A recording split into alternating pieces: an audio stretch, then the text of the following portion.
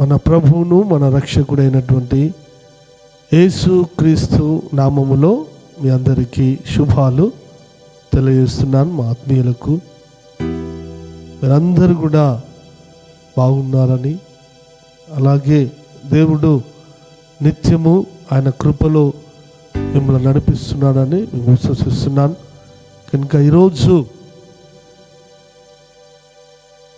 ఆశీర్వాద వచనాలు ఏమనగా, దేవుడు ఆదిలోనే తెలియజేసినటువంటి విషయాన్ని మనం ఈరోజు అంశములో మనము మాట్లాడుకుందాం, అలాగే ధ్యానిద్దాం. ఆది కాండంలో చూసినట్లయితే దేవుడు ఆదిలోనే మనం ఫలించాలి అనేటువంటి ఒక ఉద్దేశాన్ని కలిగి సృష్టిలో సృష్టించినప్పుడు ఆదిలో 1వ అధ్యాయము ఆది కాండము 28వ వచనంలో దేవుడు వారిని ఆశీర్వదించెను అంటే ఆశీర్వదించాడు అనగా ఎట్లనగా మీరు ఫలించి అభివృద్ధి పొంది విస్తరించి భూమిని నిండించి దానిని లోపరుచుకొనుడి.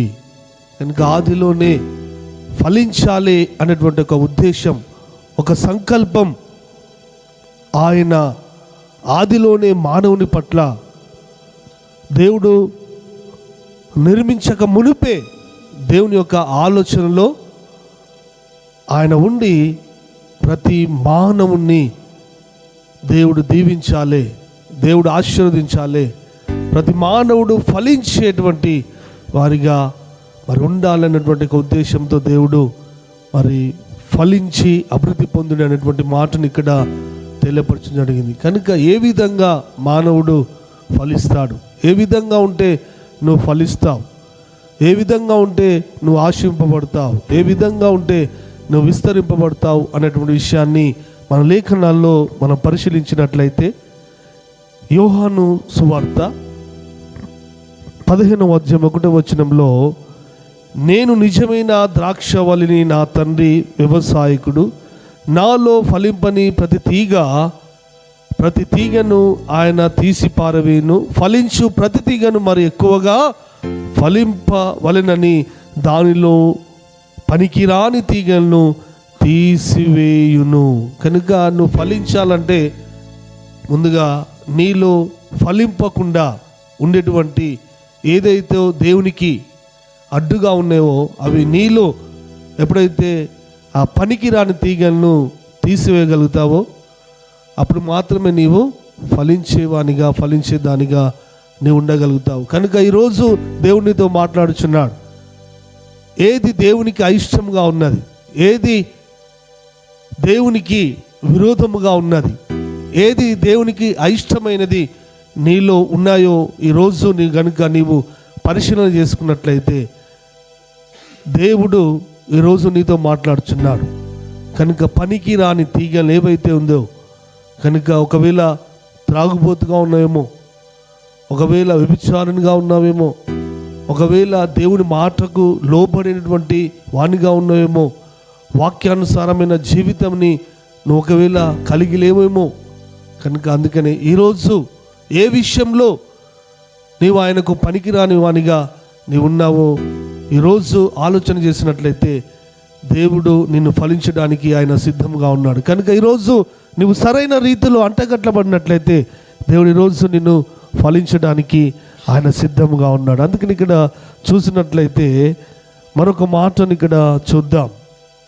5వ వచనంలో, ద్రాక్షవల్లిని నేను, తీగలు మీరు, నాయందు నిలిచి నేను ఎవని యందు నిలిచి ఉండి ఇందులో వాడు బహుగా ఫలించును. కనుక నీవు ఎవరి యందు నిలిచి ఉండాలంటే నీవు దేవునిలో నిలిచి ఉండాలి. కనుక ఎవరు నా యందు నిలిచి ఉండునో, నేను ఎవరి యందు నిలిచి ఉండునో వాడు బహుగా ఫలించును. కనుక దేవుని యొక్క కృప లేక దేవునితో నువ్వు అంటుకట్టబడక ఉన్నట్లయితే నువ్వేం చేసినా నువ్వు ఈ లోకంలో ఫలించలేవు. ఎప్పుడైతే సరైన రీతిలో నువ్వు అంటుకట్టబడతావు, అందుకనే ఫలించని వాటిని, పనికిరాని తీగను తీసివేసి పనికి వచ్చేటువంటి నీవు పాత్రగా మలచబడినట్లయితే అద్భుత రీతిగా దేవుడు నిన్ను ఫలింపజేయబోతున్నాడు. దేవుడు నిన్ను ఆశీర్వదింపబోతున్నాడు. అందుకనే నువ్వు ఫలించడం వలన నా తండ్రి మహిమపరచబడిన. అందుకని ఇక్కడ మనం చూసినట్లయితే వచనంలో 8వ వచనంలో, మీరు బహుగా ఫలించడం వలన నా తండ్రి మహిమపరచబడును. కనుక నీవు ఫలించాలని ఆయన యొక్క ఉద్దేశమైనది. నువ్వు ఫలించడం ద్వారా ఆయన మహిమపరచబడతాడు. కనుక ఈరోజు నీలో ఉన్నటువంటి పనికిరాని తీగలను తీసివేసి నీవు ఆయనతో ఈరోజు అంటుకట్టబడినట్లయితే అద్భుతంగా దేవుడు నిన్ను ఫలింపజేయబోతున్నాడు. అద్భుతంగా నిన్ను బహుగా ఆశీర్వించబోతున్నాడు. నీ వలన దేవుడు మహిమ తెచ్చబోతున్నాడు. కనుక అలాగూ నువ్వు జీవించాలని పనికిరాని తీసివేసి ఆయనతో పరిపూర్ణంగా నువ్వు అంటుకట్టబడాలని ప్రభు పేట తెలియజేస్తూ నా మాటలు ముగిస్తున్నాను. Praise the Lord. ప్రార్థన చేసుకుందాం. సకల ఆశీర్వాదాలకు కారణభూతున్న దేవానికి స్తోత్రం. ఇంతవరకు నాయన నువ్వు ఫలింపజేయాలనే మానవుని ఆదిలోనే ప్రభువా నీవు విస్తరించుడి అనేటువంటి మాటను ప్రభు మాట్లాడావు.